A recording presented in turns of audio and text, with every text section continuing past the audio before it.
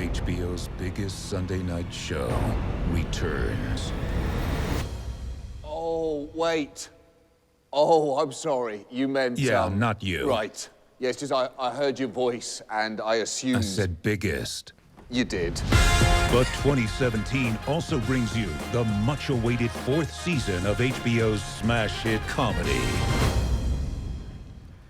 Oh, again, I thought you were talking about a different show. He said hit comedy. I hear that now. At best, you're an acquired taste. You have made your point. Sometimes we don't want a British man yelling at us about how the world is ending for a whole hour. Well, it's a half-an-hour show. Doesn't feel like it. Let's go, let's go, let's go!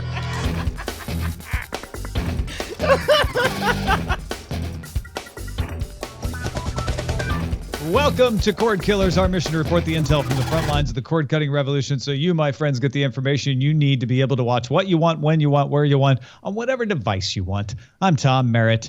Brian Brushwood, I think the best thing about that promo we just heard was that I learned Curb Your Enthusiasm is coming back. I didn't realize. Well, of course you would if you had looked at the humorous punchline followed by this wacky Photoshop. I'm Brian Brushwood, God, live in Austin. Hey, but more importantly, we have recent dad and all-time badass Jeff Cannata joining us. How are you, Jeff? I'm doing great. How you guys doing? Oh my gosh, it's so good to see you again. This is you are entering the phase where this is the only time I ever get to see you anymore. Is because either you're dadding or I'm dadding. Right. Yeah, there's a lot of dadding going on. I'm just very fortunate to have carved out some time for this. I have handed the child to the wife unit, and I'm in here having fun with you guys. Right on. Thanks, man. I appreciate you taking the time to do that. In fact, when I got on Skype earlier and Jeff was there and Jeff was like, how you doing? I said, great, because I was getting to talk to Jeff, even though my day's been really crappy, because if you're watching the video, you notice that I'm not actually in my studio because I got flooded out. But Jeff Cannata just makes everything better. I just thought you were in heaven. You got this white background. You've ascended beyond the corporeal form, no? Hello, everyone. I'm in Cordkillers heaven. There's no cords here. Except for this yeah, one. we've been having biblical rains in Los Angeles, and it sounds like your ark sprung a leak. Yeah, a leak, little welling up. See, and I like to do things differently. So instead of having a leak in the roof from the water falling from the sky, mine came up from the ground. See, up from the ground came a bubbling. Don't do that. Came bubbling Netflix earnings in our primary target. So yeah, you guys probably don't care too much about the earnings, but they're worth paying attention to. They earned 15 cents a share in Q4, sales of $2.48 billion, and analysts had expected only 14 cents, so pretty close, and revenue of $2.47 billion. So they basically did what everyone expected. But notably, the company saw very strong growth in subscriber across all of its markets, all of its 200 plus markets. In the United States, 2 million new subscribers were added in Q4, with 5 million added internationally. This well exceeded expectations of 1.38 million in the US and 3.78 million worldwide. Company is focused on adding international content that can travel across regions to continue this growth. So they pointed out the Brazilian series 3% has been a hit outside of Brazil. Several Japanese anime and Turkish dramas have been hits outside of their home markets. But Brian, the big thing that I took out of this was, hey, remember when Netflix had a little subscriber slowdown and everyone said, see, it's all over. The party's over for them. Turns out the party wasn't over. Well, specifically, I think we were afraid that it was saturation, that all the tech-savvy hip people who were going to get Netflix had already gotten Netflix. And I'm glad to see it's not the case. And I wonder how much of it is the ubiquity of like when all your family members know Netflix shows and they're all talking about Stranger Things, whether you feel left out and you're like, well, I want to do this to catch up with my other people. So in other words, a social pressure to get Netflix or a technological easing. For example, the fact that, we've talked about these in-studio monitors, our TCL with Roku's built in, makes it awfully easy for the technologically unsavvy to get on. If you were going to pick a reason, Jeff, and it doesn't have to be one of those two, like what's your gut reaction on why Netflix is continuing to kill it? Yeah, I think it's the must-see content. I think they realized at just the right point that they needed to become must-see television. They needed to become HBO before HBO became them. And they did it. And they have succeeded. And I just think it's funny that this article says that in order to, increase their sales by 3%, they started a series called 3%. which I think is pretty hilarious. Which actually brings up an interesting question, because I was gossiping with Tom before the show. So one of the things we're seeing in Netflix is a lot of international content, like Narcos. I adored the fact that 2/3 of all the content of Narcos is in Spanish, and I'm reading subtitles the whole time. 3%, you could watch all of it in subtitles.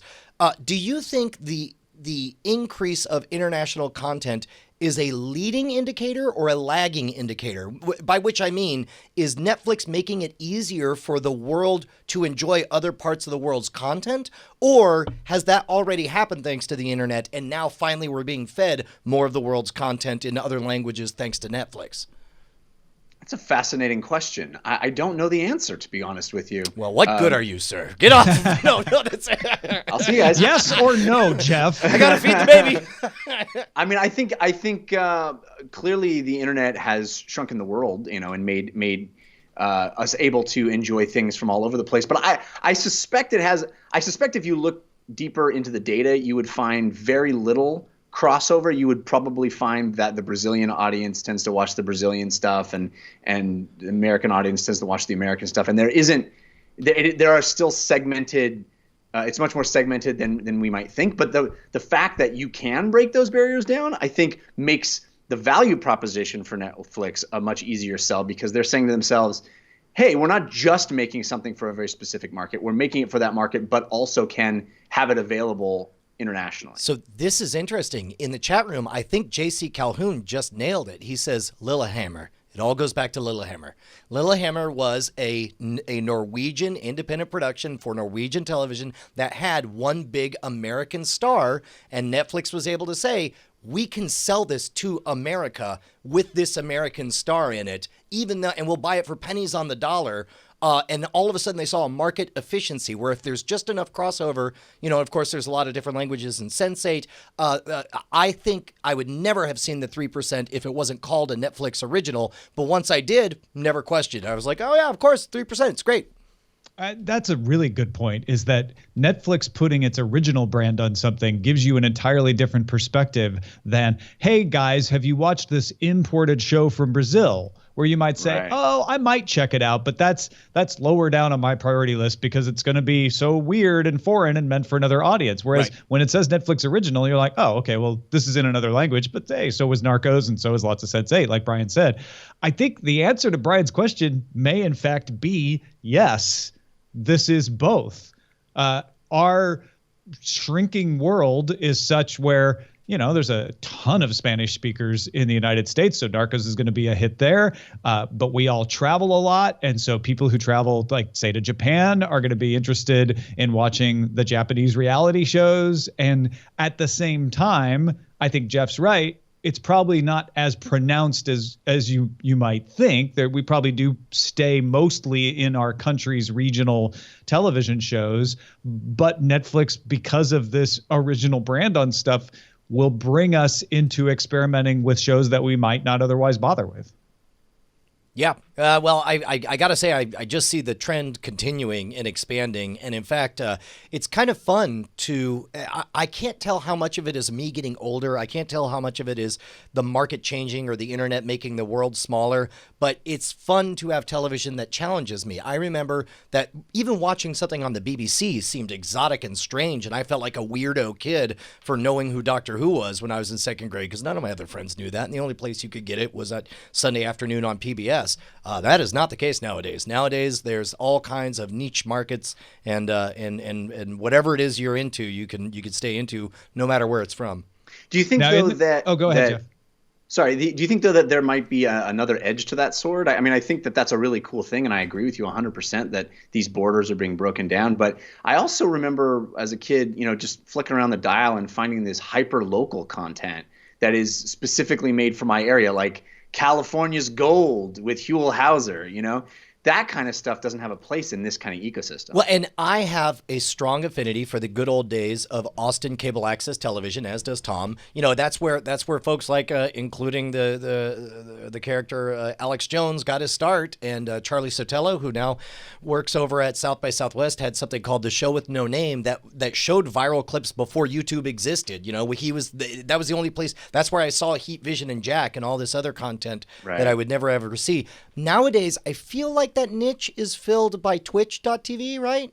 The niche is Twitch YouTube and Vimeo and yeah. I mean, but is it as hyper local? I mean, I think there is something missing. Whereas, everybody can get on and broadcast now on the internet with all these services, but we're broadcasting to a worldwide audience. So it isn't as local as what does Bay Area local backroads. mean? Local means relevant to me and my friends. And Sure. You know, for example, I had a conversation with some folks who make some fantastic content, but they're trying to transmit it live on YouTube live, and they're like, we're just not getting a lot of people. Our once it's posted, it gets a bajillion views. And I said, people aren't going there for the content; they're going there to see who else is there watching that content with you, and that is that local feeling. And as and I'm sure you could look this up if you want to. As proof of my thesis, I said, here is a 1-minute Periscope video of my knee. I warned everyone it would be only a Periscope of my knee and that they should not watch it. And 17,000 people showed up. And very quickly you could tell it's not about my knee at all. It's about the fact that they realize that they're making me giggle by showing up, and all the hearts are showing up, right? So likewise, understand that your audience is there. Oh man, now, damn it, there it is. So there's my knee. And then you can see the flood of people coming in. Like, that to me is the new local, is my tribe. Your knee. Your knee is the very new local. It's hyper local. I mean, that is as local as it gets. I don't want it to get more local than that, to be honest. The hearts, there's so many hearts. I think that's a totally fair point. And this is what Ted Sarandos was talking about in the comments from Netflix after the earnings. They said that we're seeing more and more global shows that rise all boats across the world. Reed Hastings also said in the letter to shareholders, because he's no less Moonvis, but he does like to take a pot shot from time to time. First of all, he says the BBC has become the first major linear network to announce plans to go binge first with new seasons. There was a report in The Telegraph that the BBC is probably going to put one of its shows online ahead of all of the episodes being broadcast, but it's far from an announcement. Anyway, he says, he continues after that to say, we presume HBO is not far behind the BBC. Just lob it another grenade at HBO. Well, that's the smart thing to do, right? Is to just blow everything up, you know? Like, he's the Kool-Aid man. That's why he's red. is that Netflix just kicks in the ball. And he's also goading HBO into like, I know you're not going to do this, but I'm going to make it sound like you're behind the times if you don't. Interesting. I read it more like he's a little paranoid. Like HBO's always on. They're right behind us all the time, constantly. They're constantly right there. You know. Why won't they go away? I always look at these in the light of Time Warner calling Netflix Albania and nothing to worry about, and I just feel like these are just little revenge quotes to get back at them. Thankfully, Netflix is in the situation where they can afford to lob those grenades and not really care how they turn out. It's like they have an established track record, and I remember us during the days when they were talking about Quickster and splitting into two companies, and their stocks had tanked. And we I don't want to say mocking them, but I definitely did my Reed Hastings impression of a coked up Hollywood washout. But like, I mean, they're right. They're 100% right. And they played it smart, and they could afford to say whatever they want about all the competition. Now, one last thing before we move off of Netflix, a UBS study looked into U.S. non-subscribers to Netflix to find out, okay, if they're doing so well and they keep gaining subscribers, who are these people that refuse to subscribe? 2/3 of those are older than 55. 3/5 of non-subscribers have a household income below the U.S. median, and also a smaller household of only 1 or 2 people, which would bring down the household income. And they tend to be slower on technology adoption. So the report says that Netflix's ability to grow in this audience is largely going to be as part of a cable bundle, which, as we've seen, they've struck a deal with Comcast to do that. And we were so confused trying to figure out why. This apparently is one of the reasons why. Yeah, I got an exclusive copy of the actual quiz. It says, "Hey, what's wrong with you?" And then check one of the following. I think we could have all predicted this, right? If who's not subscribed to Netflix? People who are slow to get on the train of technology, people who don't make a lot of money, don't want to add another subscription to their monthly bill, people who are old and kind of not in on the talk of what the hottest television show is. I could have written this report, blind, I think. But I'll tell you what, though, like, this was the year that my parents finally, like, they bought a PS3 so that they could watch Netflix. Never turned it on, never did Netflix. They had the subscription the whole time. This was the year that, because of the built-in Roku on the new TV they got, they could finally, I just want one remote and I want to watch my mysteries. And there they are. And then happy as a clam, man. Well, you know who else is happy as a clam? Somebody who supports us at patreon.com/Cordkillers, because they get the satisfaction of knowing that this show's happening because of them. And as we all know, Patreon never goes down for scheduled maintenance. No. But it's okay. It was scheduled. Yeah. Okay. They tweeted it out before the show, and I thought it'll be done by the show's start, right? No. Yeah, well, if you don't know, since you can't prove otherwise, 10,000 people subscribe to us at patreon.com. The most people who subscribe to anything, period. That's right. Bigger Basically, than Netflix. if you're hearing our voice right now and you don't subscribe to us on Patreon, you're the only one. Yeah, I think it's safe to assume. And you want to prove us wrong, head on over to patreon.com/Cordkillers and join the 3 billion other people who subscribe and contribute to our show. And allow us to tell you how to watch all this stuff. Now, I get a little too excited about this kind of wonky stuff sometimes, but I saw this article and it moved me on so many different levels. NBC is shutting down its Esquire cable network a month after DirecTV dropped it, and will relaunch it in the spring online on Esquire.com. It will have all its existing programs. They will still bring the anticipated new shows that they've announced, but they're just going to deliver it directly to you. Couple of things here. One is very significant that a company like NBC, which has the leverage of USA Network, which is the number 4 most popular cable network, and Bravo, which is a very popular niche network, they couldn't get the cable companies to take this network. That's the way it used to work. That's why Tech TV was sold to Comcast, is they needed somebody who had leverage to get them on the systems, and it apparently is not working all the time anymore. And the other part of this is, speaking of Tech TV, Esquire was supposed to replace G4 in the lineup, and they instead decided to just close G4 down and replace the Style network with Esquire. And now that's 2 channels that have gone away because of the Esquire curse. So this is a bit of a stretch, but you realize one of the stories that I heard in the beginning of our friendship of you being at Tech TV, arguing on behalf of more online content, more digital. People, you need to post it, and them pushing back saying, no, it's got to be on the cable. We can't. What if people just take all the content and put it around? You're like, that's great. That's free advertising. So essentially, you could say that you worked for the company that essentially became Esquire and predicted, like, finally you got your wish almost 20 years after the fact. So I should be able to log back into Lotus Notes and send one last email that says, "Told you." Thank you. Yeah, it only took how many times of it failing before they got the message? Yeah, only 13 to 15 years. In the grand scheme of things, geologically speaking, it's blink of an eye. The amazing thing to me is that it says that Esquire averaged 55,000 views during prime time. I mean, 55,000 adults, yeah. Yeah, that's as people who create content. Like those sound like numbers like whoa, I know what that looks like. Yeah. Wait, I've visited there. I've been. In fact, I might be able to make that happen. Between the three of us, certainly. Like, that's Yeah. crazy.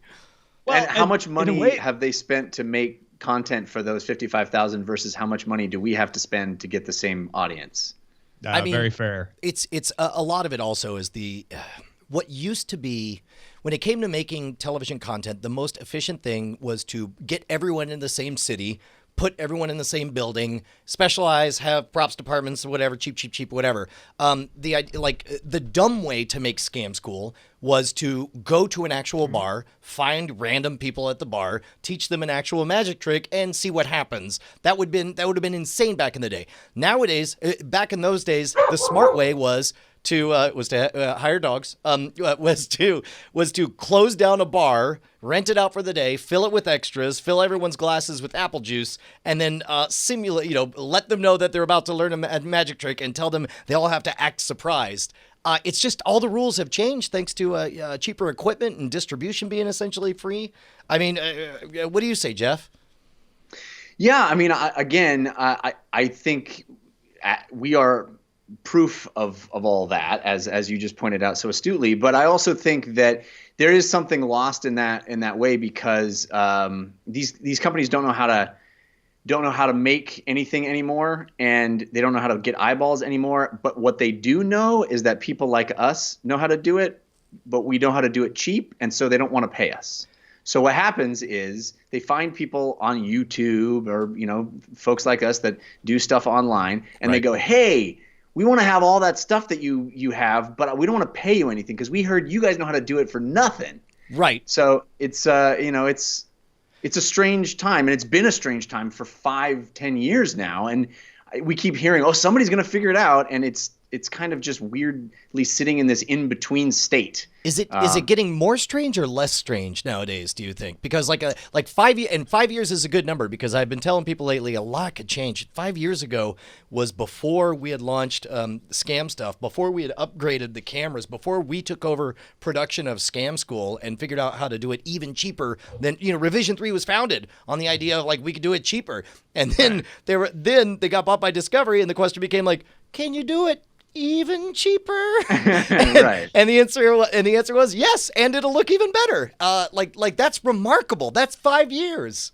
Yeah, it's pretty awesome. And the thing that concerns me, though, is I look at kids really, who are on Twitch, for example, and are working 18-hour days and making very little money, but just because they're young, they're able to just grind out. They're just able to put more time in than anyone else. Yeah. And it's just this feeding this insatiable beast for content. And I don't think that is a tenable situation. I don't think it's sustainable in any sense. And I think that there's going to be a breaking point because you have to crack under that pressure at a certain point. These things are not. Nothing is set right now. There's all of these eyeballs that are going all these different places, and there's a lot of people trying to figure out how to monetize it and make it sustainable. No one has the answer yet, and I fear for a lot of kids that are kind of setting themselves up to be YouTube stars or Twitch stars, and really just throwing their time at it. And at a certain point, that's just not going to be possible for them. My advice to anybody who is doing that, because it's not a bad business model, but my advice to them is diversify, because I have a comedian friend who was one of the top 10 on all of MySpace, and then that's what that was worth. He announced, come over to Facebook. He's got 30,000 on Facebook now, and it's have emails, have Twitters, have socials, have YouTubes, have all of the above, so that your party can follow you wherever you go. Yeah, because it's possible eventually one day, because you did all of that you guys are talking about, your show gets picked up somewhere else, or you get hired to do something or else. You leave a network and decide to create a completely independent, brand new intellectual property that you actually own. Yeah. Let's talk about Hulu. There are people that throw some money at people to do originals sometimes. Hulu has extended its user profiles function to iOS and Android. So now it's not just the web where you can segregate your viewing from other people who use your account in your household. Users of Hulu on the web, Xbox, and PlayStation already had access. Now you get it on iOS and Android. And Hulu CEO Mike Hopkins told Adweek that you'll have the option to download Hulu shows for offline viewing in a few months once licensing issues are squared away. And as we all know, licensing issues are squared away very easily, usually. Yeah, usually because all the people who sign the contract eventually die, and they can't say can't say otherwise. Geologically speaking, it doesn't. Exactly. No, this is good. This is healthy. It's the right direction, and I'm glad to see Hulu taking a proactive stance on this. Jeff, do you ever use offline viewing at Amazon or Netflix? For airplanes. Yeah. That's it's about getting on an airplane. We hear that in trains and subways. Like if somebody has a commute where they're not driving, they're very popular. Yep, yeah, and it's a God's. When Netflix announced it, I was like, hallelujah, because I would never seek alternate means to have something, but if I was on a plane.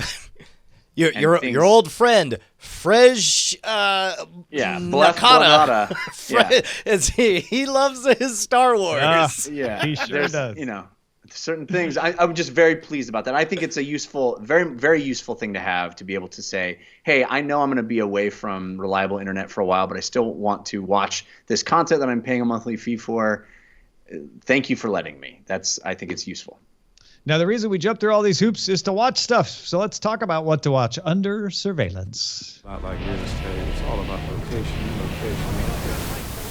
Under surveillance. We have a lot of cool shows premiering, a lot of trailers, a lot of announcements, but the big news on the Twitters today is that the next Star Wars movie, Episode 8, has been titled Star Wars: The Last Jedi. That's a good name. Which, of course, means, Brian, the previous Jedi, the Last Jedi.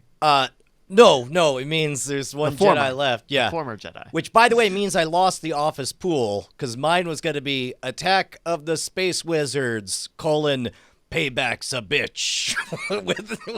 I'm surprised you missed it by that much. Yeah. So close. So close. Yeah. Geologically speaking. I would like to point out to everyone, if it isn't already obvious, Jedi plural is the same as Jedi singular. Ooh, good point. Good point. So the Last Jedi doesn't necessarily mean one person.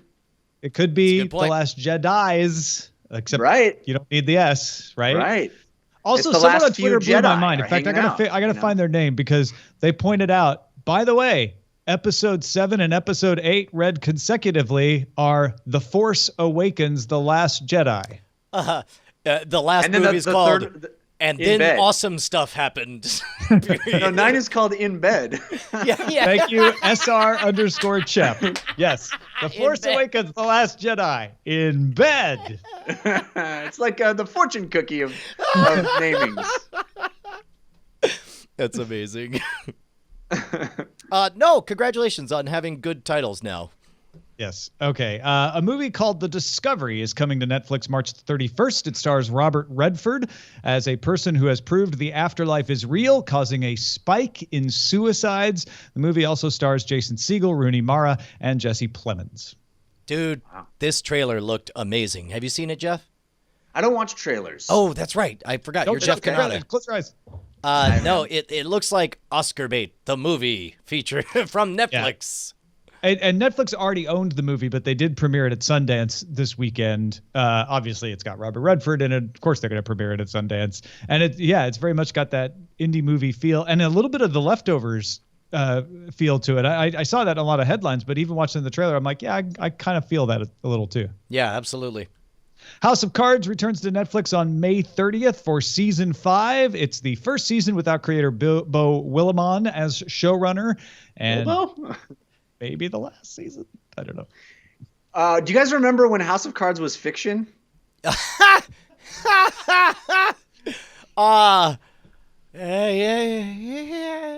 was going to go with the 5 seasons. Remember when House of Cards was the only true Netflix original? And now they have all of these, and it's still around. Actually, that does bring up an interesting question. How long can a Netflix series run?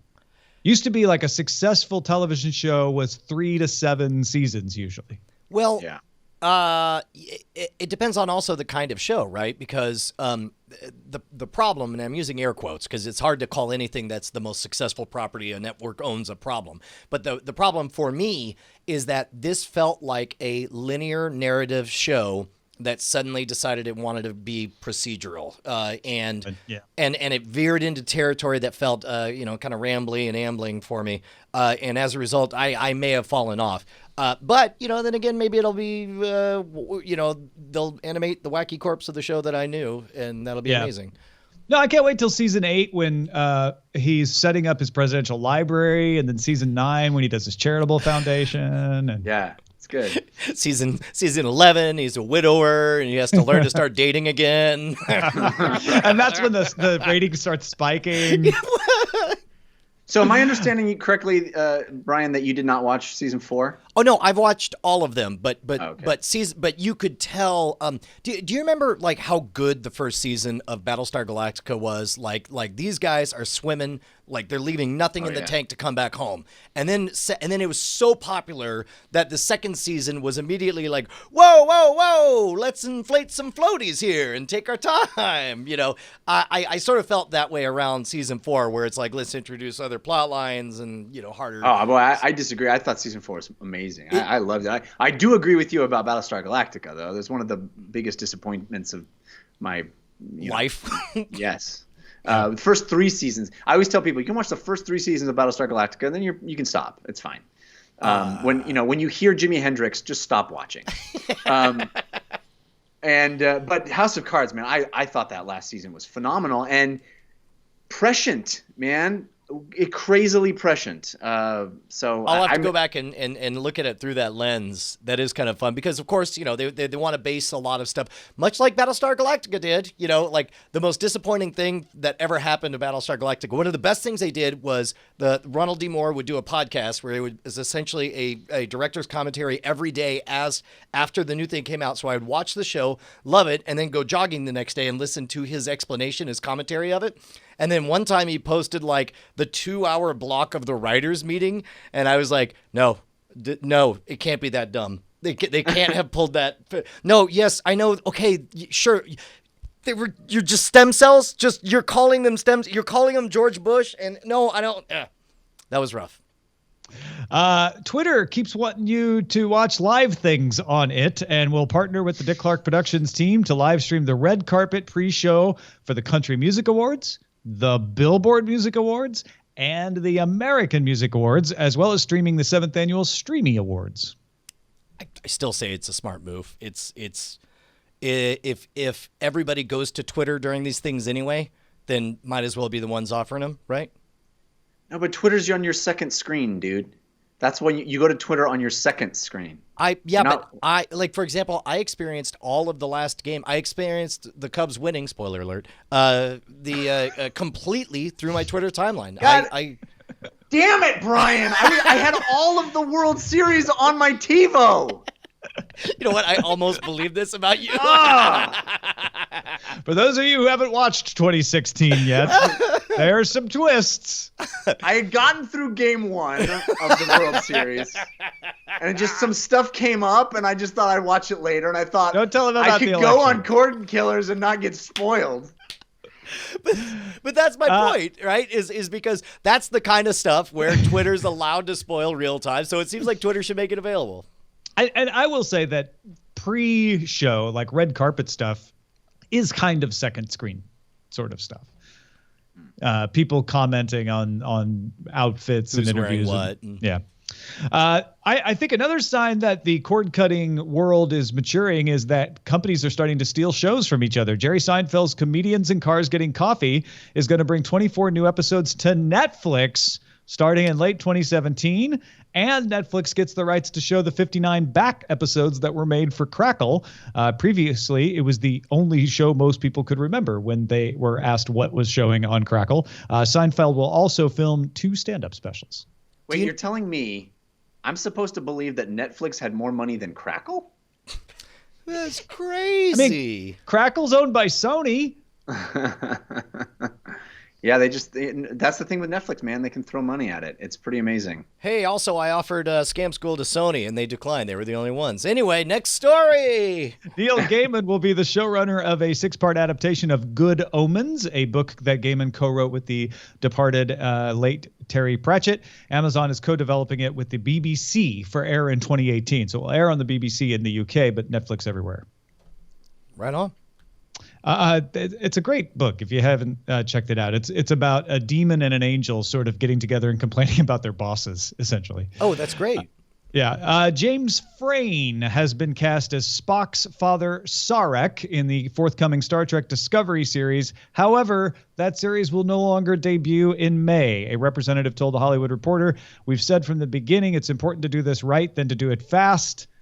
And so they're doing it slow. No new release date has been announced." All right, Jeff, I need to know, good sign or bad sign? Same, because this is the same thing with The Dark Tower. Like I'm hoping that The Dark Tower being delayed to being a summer movie is a good sign. Well, they're shooting The Dark Tower, right? They're not even shooting Star Trek, are they? No, they're still casting. Wow. Yeah. It's not a good sign. When you lose your showrunner, it's not a good sign. It's not a good sign. I'm still hopeful. I love Star Trek. I want Star Trek to be a great television series.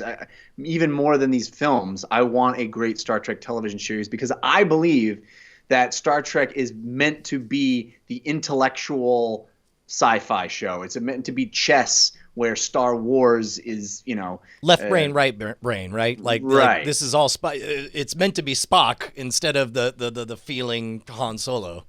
Right. And as fun as those movies have been, they don't feel like Star Trek to me. And I want a television series that, is much more what Star Trek has been and what I feel like it should be. And I felt like having, what's his name? Fargo. Brian Fuller. Fuller, excuse me. I was going to say Brian Fargo from The Bard's Tale. Brian Fuller. I thought that would be a perfect choice. I mean, he's such a smart showrunner. He's just a smart writer, and I was so encouraged. And then the fact that he left, to me, is when the worrying really began. Finally, Andy Weir, author of The Martian, is working on a pilot for CBS called Mission Control that revolves around the next generation of NASA astronauts and scientists who juggle their personal and professional lives during a critical mission. Yes. Yes to the idea of it. Yes to Andy Weir's talents. But I wonder how much his name, just like his name is suddenly a brand that means something. Smart, relatable, very human sci-fi. There's I think 2 feature films that he is working on as well, developing. So yeah, he's hot. Yeah, congratulations. He's very attractive. He's also very attractive. I had the pleasure of eating a dinner with him once. Yeah, I had the pleasure of having a photo of him sent with just Robert Young giving me the finger. Because I literally texted you guys, if you read The Martian, it's so great. Seconds later, Justin giving me the middle finger with his arm around Andy Weir.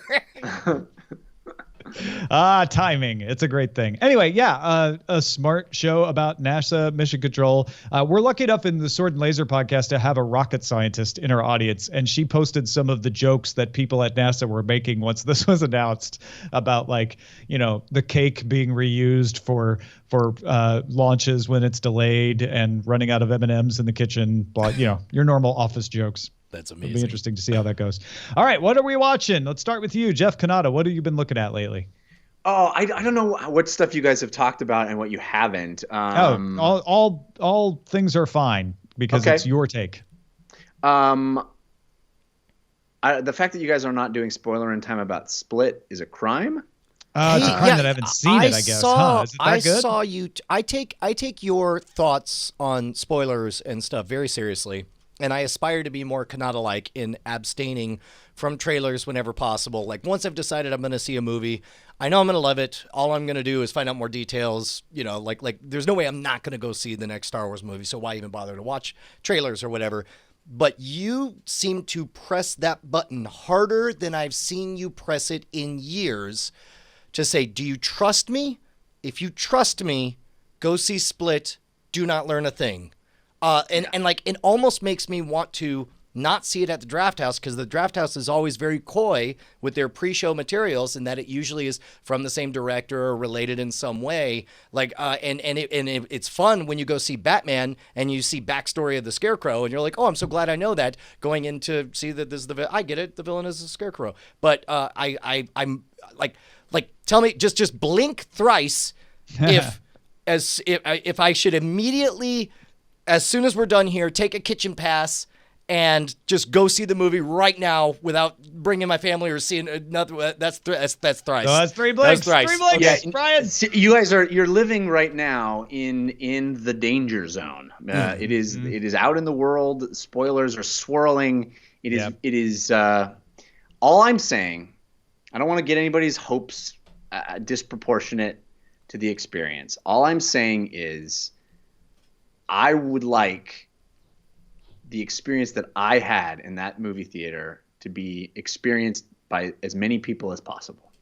I give the gift to yourself to not know anything. Just go see it. That's all I'm saying. And if you does that include saying who the director is?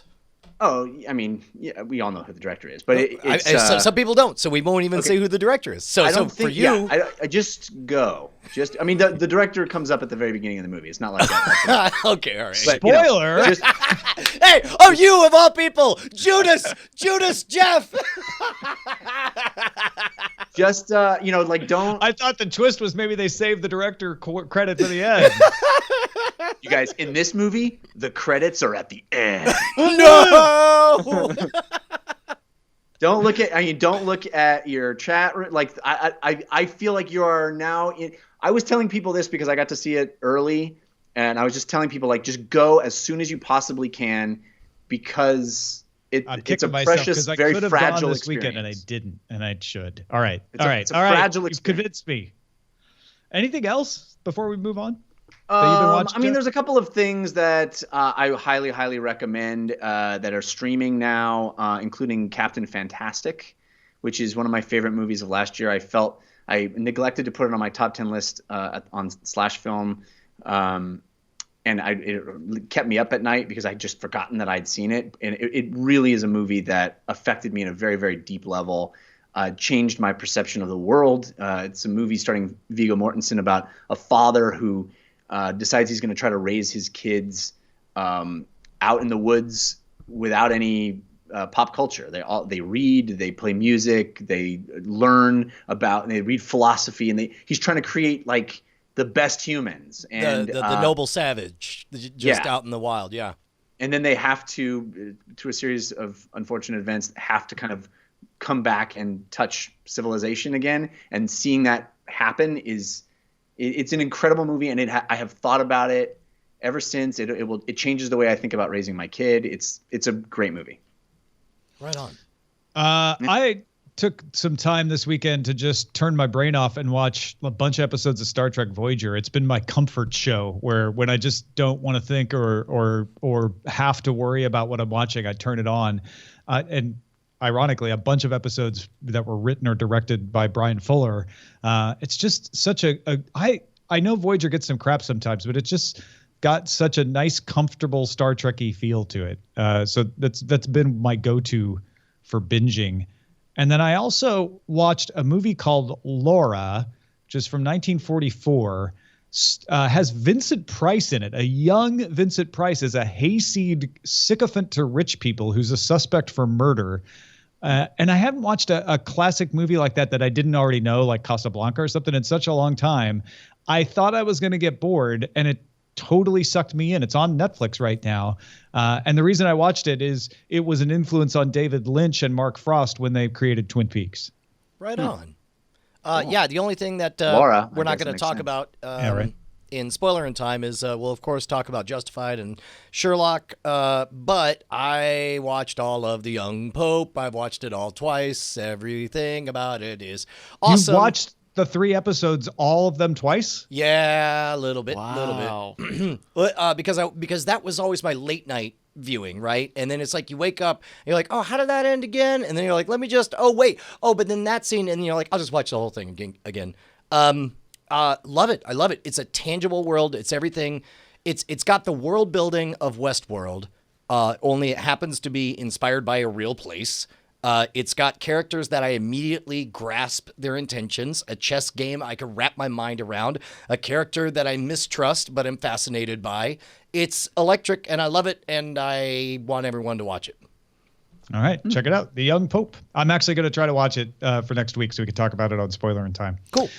Bryce, what have you been on the lookout for? Hey, a friend and a fan of the show, James, has been hammering me for my Twitter mentions for maybe 3 weeks now to watch this show on YouTube Red that he worked on. The only reason is because he worked on it. And I did watch it. It's called We Love You. It's from Awesomeness Films. It's kind of a standard like romantic comedy coming of age sort of movie. It's about these two friends who work together and they end up falling in love with the same woman. And then they decide, hey, what if we just both did that? What if we were just both her girlfriend or her boyfriend? It's all right. It's an okay movie. It's not a strong sell. I have a second. It sounds delightfully awkward of a situation. Yeah, it's very like by the numbers for a romantic comedy. I think if you want a very like simple, easy like movie, I think this is something you could spend an hour watching. That's on YouTube Red, but I do have another recommendation because I got the YouTube Red free trial and I was like, well, I should see if there's something that I'm in love with. And this is BuzzFeed Video's Broke. It's called Broke. It's a 10-minute single camera comedy, and it follows these three best friends who live in LA and are trying to make ends work. You know, one of them is an actor and he's trying to get gigs and stuff, but it's not real easy being a black man trying to get gigs, and he goes into one audition and they have to wait 20 minutes because they have to set up the lighting differently for him. It's really good, and I think for being just a 10-minute version of a sitcom, you would probably, you know, traditionally think of as like a, you know, a mainstream comedy. I think it's really successful. It looks a little cheap, but I think it's really funny.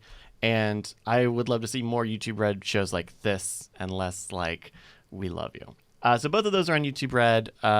We Love You is on the Awesomeness TV channel, and Broke is on BuzzFeed Video. Broke has like 11 episodes, and they're like 10 to 12 minutes long. So check it out. So what I'm hearing is you just stabbed this viewer in the heart. No, well, we're Savage. friends. I even told him I wasn't like super into it, and he was like, well, I didn't recommend it because it was good. I recommended it because I was like, Okay, fair that he said that to you ahead of time. Yeah. Hey, if you got something we should be on the lookout for, we prefer it to be things you like. Email us, cordkillers@gmail.com.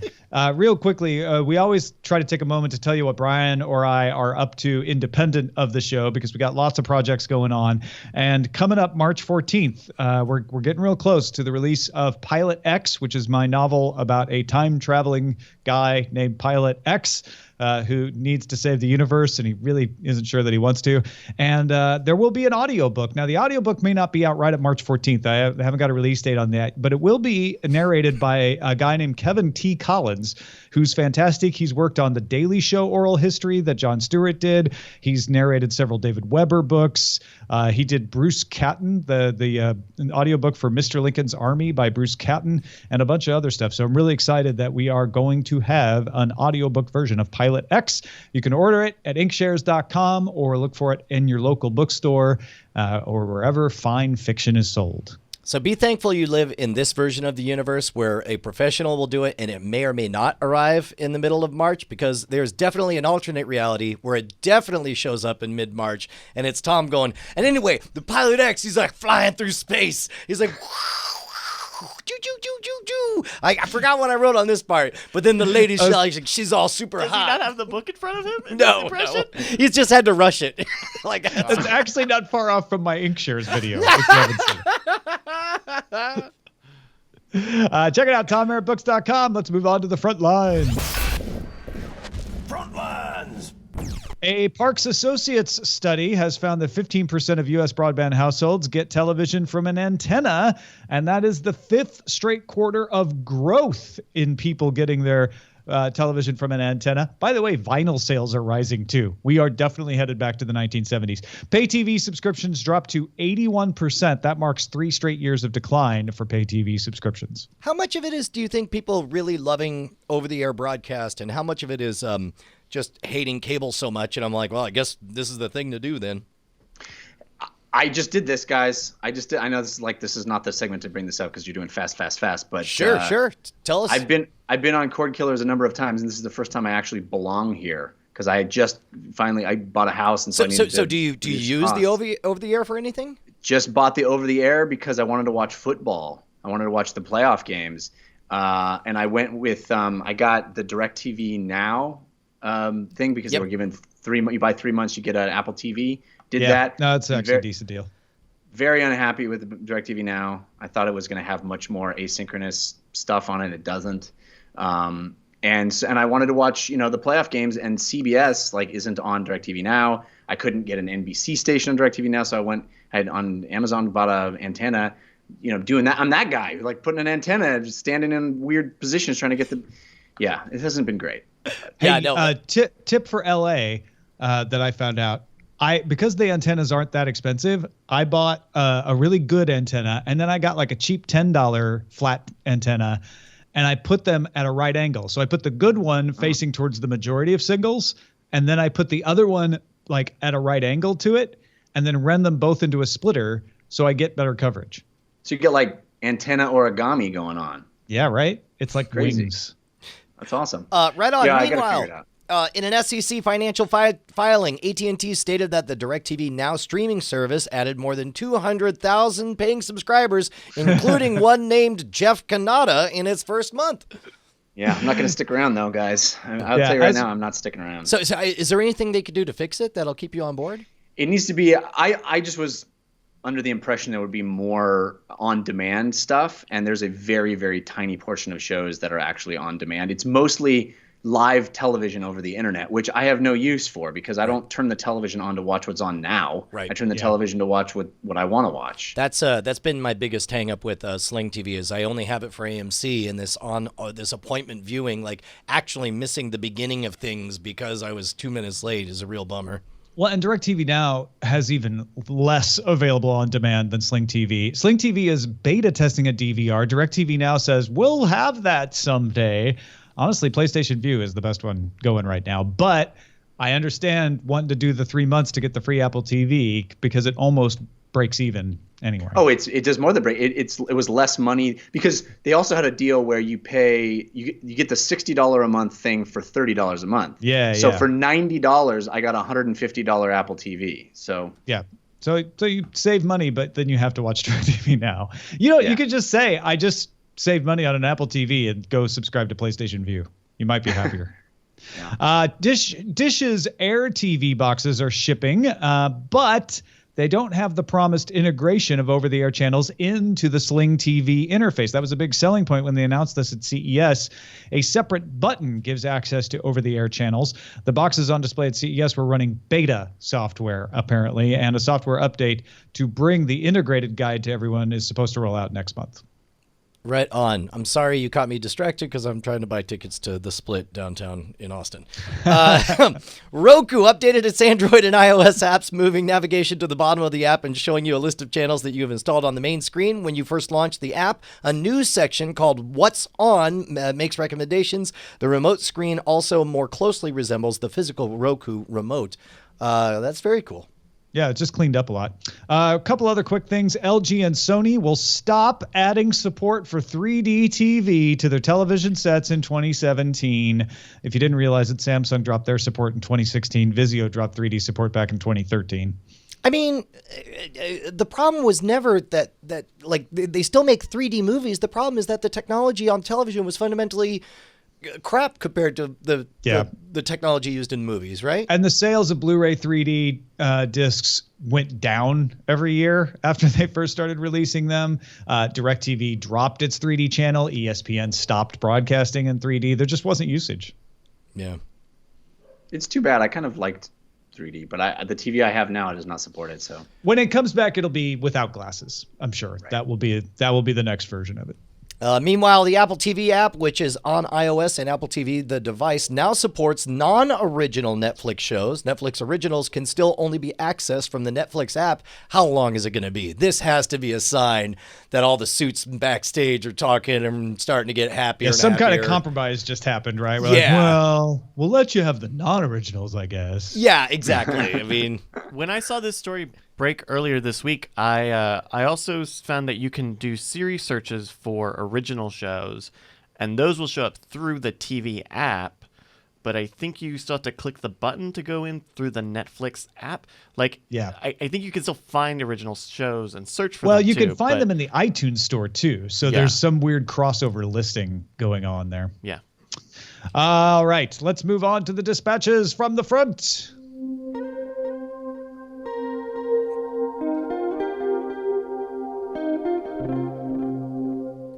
Josh wanted to share the results of an experiment he was conducting to see if he could start using Amazon Prime Video more than he was, mostly because he forgot it was there. TLDR, no. He just did not like the user interface. He did not like the fact that they separated their 4K and Ultra HD offerings, or their HDR offerings, from the other offerings. So if you start a season on regular HD, it doesn't track your progress over there. It doesn't pick up where you left off between apps consistently all the time.